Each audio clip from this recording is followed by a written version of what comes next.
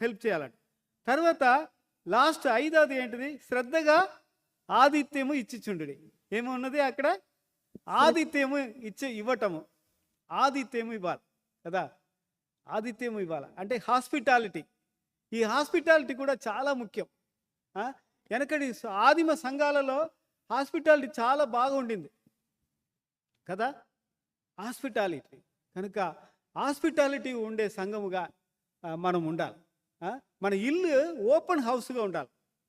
మన ఇల్లు ఒక ఆయన చెప్పారట ఒక పాస్టర్కి, నా ఇల్లు ఓపెన్గా పెట్టడానికి ఇష్టమే కానీ చిన్న ఇల్లు అన్నారట. చిన్న ఇల్లు ఇక్కడే నేను తీసుకోలేనని. చిన్న ఇల్లు అయినా పర్లేదు కదా. నీవు సంతోషంగా ఆహ్వానిస్తే చిన్న ఇల్లు కూడా పనికి వస్తుంది. నేను కూడా సేవలో ఉన్నప్పుడు చిన్న చిన్న ఇంట్లో ఉన్నాను. వాళ్ళు పిలుస్తారు కదా, కానీ అక్కడ ఎంతో